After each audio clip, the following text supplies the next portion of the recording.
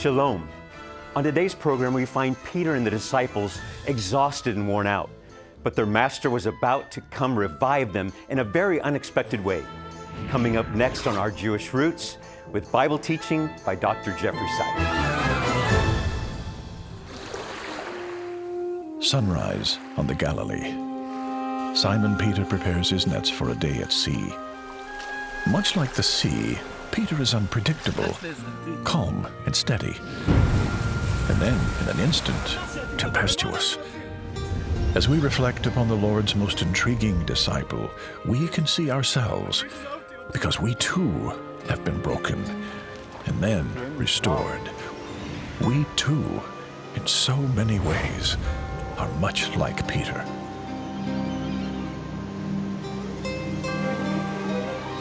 Thank you so much for joining us today. I am David Hart. I'm Kirsten Hart. Jeffrey Seif. So we're a little halfway through our program, our series on Peter, and we've seen the ups and the downs, the good and the bad that's happened to him already.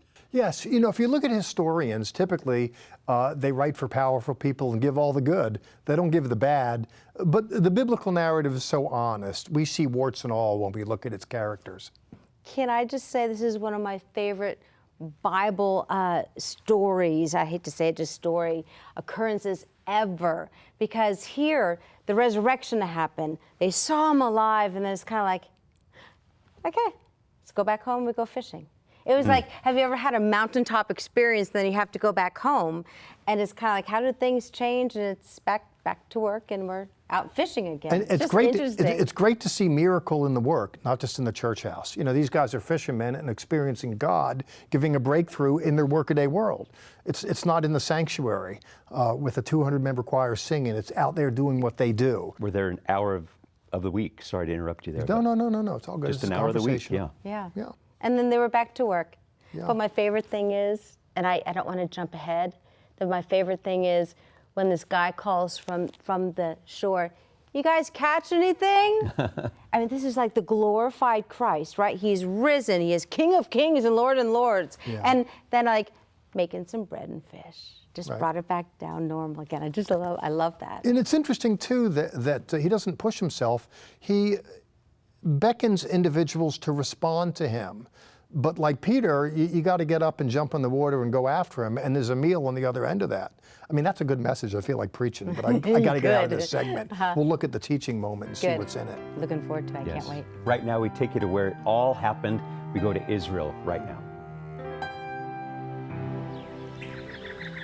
In biblical times, the Sea of Galilee could be a capricious friend.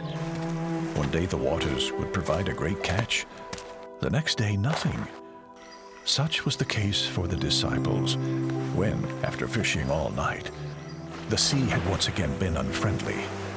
Their nets were empty, and then, unexpectedly, the miraculous.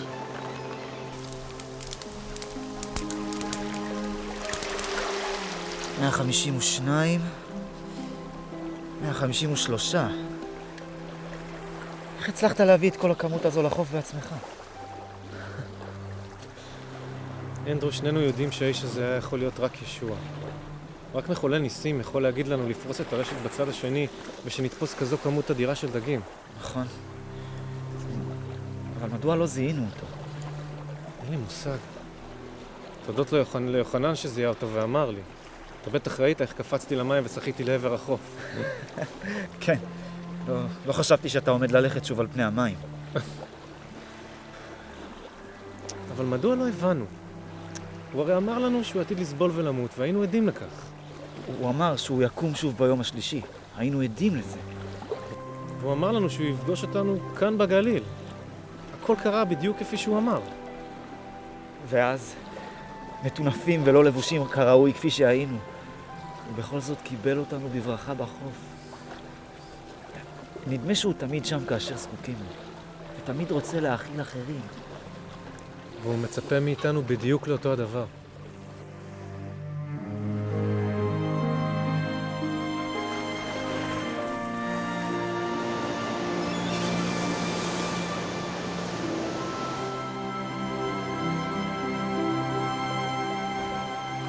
It's really amazing when you think about it. 2,000 years ago, off of these very shores, in this very sea, referred to as the Sea of Galilee, Sea of Tiberias, call it what you will. 2,000 years ago, there was a boat with Yeshua's Talmidim, with his disciples in it. And one of them, Yochanan, we know him as John, looked at another, Kepha was his Aramaic name. We know him from Petra or Peter. John looked at Peter and he said these two words in Hebrew. He said, Zeh ha'adon. This is the Lord. What precipitated the moment was a miracle. These individuals spent 3 years of shock and awe with Jesus, but there was a miracle now with the post-resurrected Jesus that had them all ablaze with enthusiasm. Let's take a look at the book and see what this fascinating story is all about. Well, it started off like just another day in the office. But when Jesus is around, it's not just another day. I mentioned that. You'll see if you open up your Bibles to John chapter 21, we're told that, we start off with Peter, who makes a statement to the others. He says in verse 3, I'm going fishing. He was an initiator, subsequent to which others said, well, we're going to go with you. And you can kind of get the sense about Peter, whatever his weaknesses are, and he has them, he's an initiator, he's a mover and a shaker, and others follow along. So they're out there in a boat fishing, but it's not going so well. In fact, they're coming up empty. We're told then there's this person from the shore speaking. He says, listen, throw the net. You see these nets behind me? Throw the net on the other side of the boat. Now listen, how wide is the boat? This wide? You know, it's not that much. But he says, throw the net over there. Now, I would have just said, look, bud, I don't know who you are, but mind your own business. But I don't like the story. They worked all night. They came up empty. They had the nets in. I would have just said, forget it. But again, it's not me. They throw the net on the other side of the boat, and then all of a sudden they feel the weight of a mother lode. These guys are fishermen, and they could feel it, and the cash register was going ka-ching. That's when John looked at Peter and he says, listen, that's the Lord. He saw a miracle in the making with the money. God worked a miracle in the marketplace. We're so used to seeing and hearing miracles in the church house. Well, here's miracles in business of a magnitude such that he realized this is God business here. It's not just my own efforts. Something else here. Simon Peter realizes it, and I'm sure they all did because they could feel the bump. Enormous fish throwing themselves against the net, and they haul it in. They're struggling. Peter takes leave of the moment. He dresses up and he dives in the water to go to the Lord. It's a fascinating story. I can feel the energy, the impulse here. He throws himself into the sea. And by the way, the boat was about 200 cubits out, according to verse 8. A cubit is 18 inches. You do the math. That's a football field. He's swimming a football field. I wouldn't want to run one, never mind swim one, never mind having been up all night. But this guy is awash with enthusiasm. Why? Because he experiences Jesus in the moment. It's a fascinating story. They count up the fish and see these weren't just big fish, but there were 153 big fish. Begs the question, why the number? We're told it explicitly in verse 11. Why that number? Well, there were 153 nations in the world. Is this symbolic of bringing the nations into the boat, into the harvest? Could very well be. This is the Gospel of John's equivalent of the Great Commission. Look at the Synoptic Gospels. They're sent out to go into all the world. Here there's some kind of symbolism where the world is coming into the net. There's an old figure with the number 153. If you add up 1, 2, 3, 4, 5, 6, 7, going out to 17, it comes into 153. It's a way of saying ad infinitum. The harvest is bountiful. If you throw the net, the fish are going to come into it. Well, indeed they did.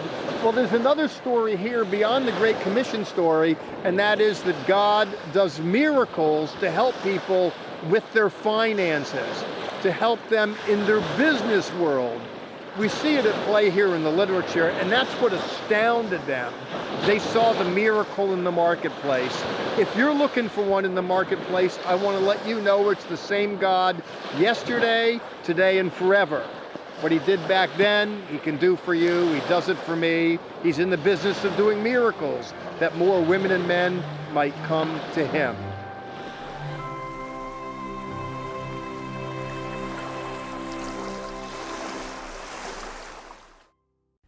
Our resource for this week, Zola's Introduction to Hebrew.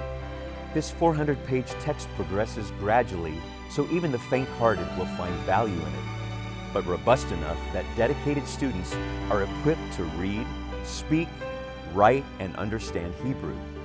When you contact us, ask for our free monthly newsletter, the Levitt Letter, which is full of insightful articles and news commentary. Call 1-800-WONDERS or visit us at levitt.com. Join us right now for additional content that is only available on our social media sites, Facebook, YouTube, and Twitter. Visit our website, levitt.com, for the current and past programs, the television schedule, tour information, and our free monthly newsletter, which is full of insightful articles and news commentary. View it online, or we can ship it directly to your mailbox every month. Also on our website is the online store. There, you can order this week's resource, or you can always give us a call at 1-800-WONDERS. Your donations to Our Jewish Roots help us to support these organizations as they bless Israel. Please remember we depend on tax-deductible donations from viewers like you. Throughout this whole series, we've been bringing you film-worthy, dramatic reenactments with Peter and all the other actors. These are Israeli Hebrew-speaking actors. I mean, it's incredible. Here's the thing that people don't know about. We had to bring props over and costumes over. Behind the actors, we had sound men, we had cameramen, we had producers. That in Israel cost a lot of shekel. And in America, it cost a lot of dollars. Yes. And I know that all of you enjoy these dramatic reenactments. I mean, they really are movie quality, but we can't do it without you. So your dollars sent to this ministry produce quality. Really, I think there should be an award given for what Ken Berg has done with these dramatic reenactments. And we thank you. You made it possible. We return now to our story of Peter soon after the big catch at sea. He's just had a personal encounter with Yeshua Jesus, wherein he was asked whether his devotion and commitment to the Lord was for real. And Andrew wants to know more. Let's go there now.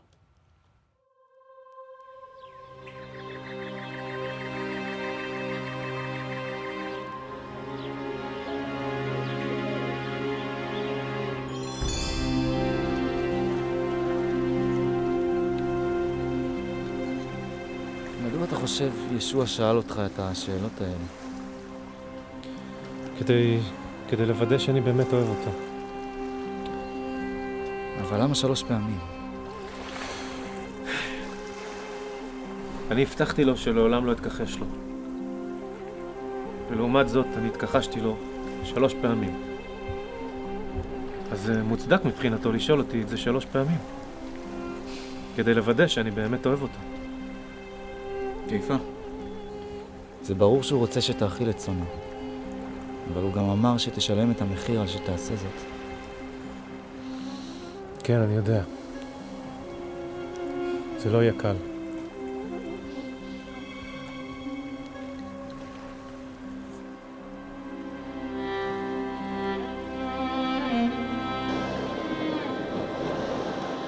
Pinch me, I can't believe I'm here. Sea of Galilee. Well, that's where they are here in the book right now, and the task at hand is to look and see how Jesus finished up with his disciples at the end of the Gospel of John. There's a really interesting story here. We're told in verse 15 Well, just before that, Jesus had made breakfast, and they had eaten. Subsequent to which, Yeshua says to Peter, and I'm looking at verse 15, he says, "Simon, son of John, do you love me more than these?" When I first came across that, I wondered, why is he asking him a question? I get the impression if God asks a question, it's not like he doesn't know the answer. Something is being said for rhetorical effect. There's a statement in the question. He's pressing something. And then I wondered, what does he mean by, do you love me more than these? What, more than the fish? More than the bread? No, really, it's, do you love me more than these disciples? Now, what he's doing is he's harking back to a moment that's noted elsewhere in the Gospels. You might recall in Matthew chapter 26, verses 33 and 5, Peter is insistent that Jesus had said, you're going to fall away. And Peter says, no, never, I never will, I'll never deny you. He is emphatic. He's throwing his fist down. Maybe those guys will, but not me. Well, Peter had denied the Lord 3 times. Remember cock-a-doodle-doo? The cock crowed. He did deny the Lord. Well, now here is where Jesus is having an impersonal encounter with the guy that denied him. So it's like, hey, big guy, do you want to say that again? Do you want to tell me that you love me more than them? Do you want to tell me you're better than them? Really, he wasn't. He was different. You got to appreciate his enthusiasm. I do. But he's shackled with humanity like the rest of humanity, and he vacillated. So you want to say you're better, huh? It's interesting, in recounting the moment noted in the Matthean Gospel, where Jesus says, you're all going to fall away, and Peter says, no, no, no, not me. In conjunction with that, in Luke chapter 22, verse 32, I believe it is, just before that, Jesus looks at Peter and he prophesies, and he says, Peter, Satan demanded to have you to sift you like wheat. He said, I've prayed for you that your strength will not fail, and when you've turned again, strengthen your brethren. I mention that because that's what's at play here in the Johannine Gospel. Hey, Pete, you love me more than them? You think you're better? Well, you're not really. He says, now listen. He goes on to say, feed my lambs. After which he'll ask the question again, do you love me more than these? And make Peter say it a second time, yes, Lord, you know that I love you. Okay, feed my sheep. Then he'll ask him again, do you love me more than these? Yes, Lord, you know that I love you. Tend my sheep. Why are you asking me to reaffirm this 3 times? Because you just denied him 3 times. You're afforded the opportunity to rededicate your life in the same way that you threw it away earlier. There's a beautiful story here, the grace of God. That is, that the Lord doesn't charge it against his account that he's shackled with humanity. He was fearful. He acted in a way that was rather lackluster, to put it mildly. One would have hoped for better from him, but it is what it is. There's a figure of speech, making peace with the devil. I don't want to say that I made peace with the devil or that Jesus made peace with the devil, but God long ago made peace with the fact that people are people. Whether it's people like Peter, whether it's people like me, or whether it's people like you. We all have some of that, Lord, I'll never deny you. Guess what I did? We all have a little stupid at play. We can make a decision for those of us that have been disappointed by people, whether we want to hold their stupid against them in perpetuity. Jesus didn't do that here. We can decide whether we're going to charge it against their account, extend it all the way into the future, or whether we're going to give people an opportunity to be people.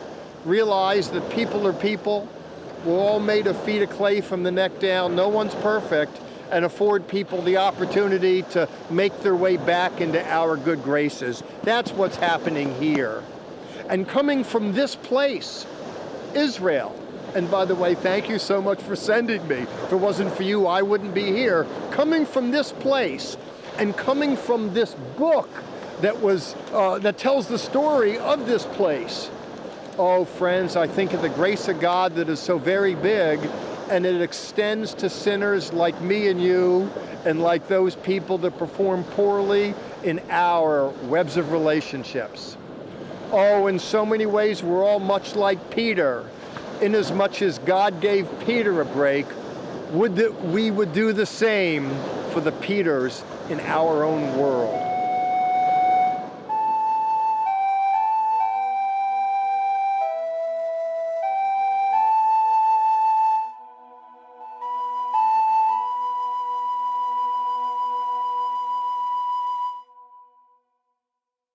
I'm a wife, I'm a mom, I'm a grandma.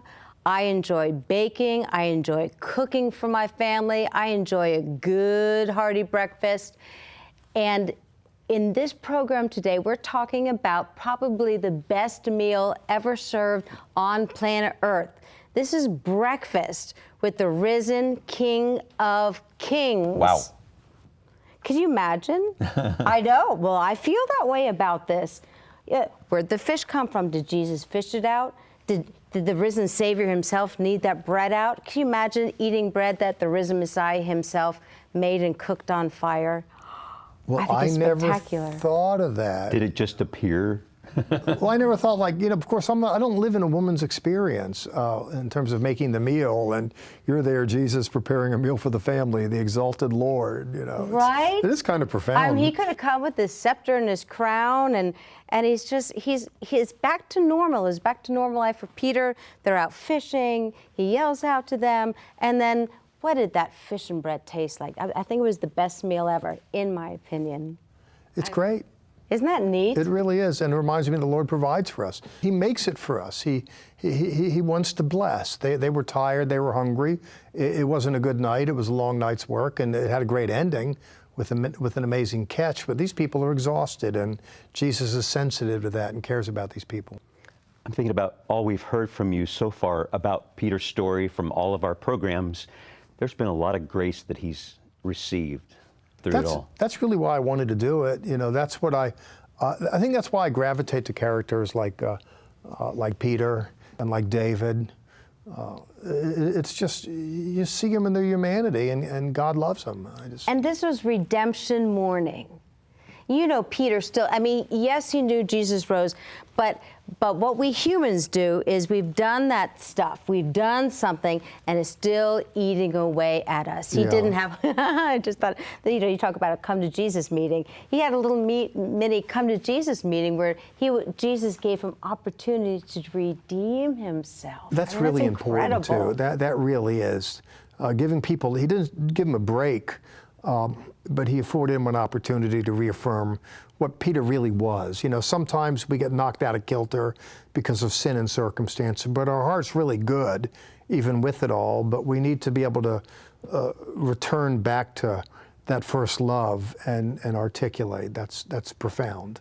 No, and I love that. And can we just touch upon, real quick again, the 153 fish? I think in so many, even Bible class, you mentioned that, we've been to Bible college. We kind of read over that. That was extremely significant, the 153, was it not? Yeah, John uses more symbolism than others, arguably. There's a few schools of thought on that. One, the rabbis identified 153 languages, and it's indicative of throw the net in there and bring in all people. Similarly, I remember an anthropology professor at Notre Dame at a doctoral lecture said, if you take 1, 2, 3, 4, 5, and just add them, it comes up to 153. It's a way in Latin where we say ad infinitum. That is, it goes on indefinitely. The point is, just throw the net in there, and it's all going to come. You're going to see it come your way. And that's what he said 2,000 years ago, and 2,000 years later, it looks like he was right. It is. We should all be out fishing for those men and women of the world. That's true. Every language. Yes. So good. There's a song that I recorded from our founder, Zola Levitt. It's the question that Yeshua asks Peter, do you love me?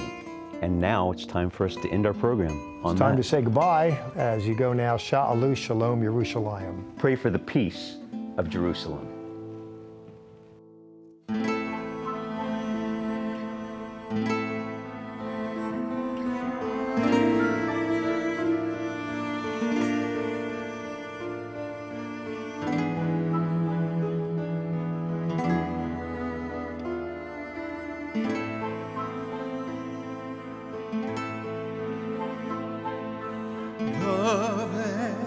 lovest thou me?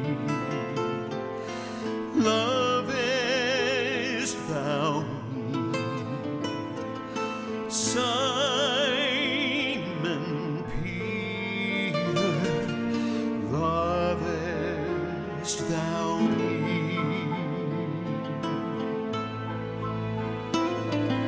Simon, do you love me? Simon, do you love me? If you love me, feed my sheep. Tell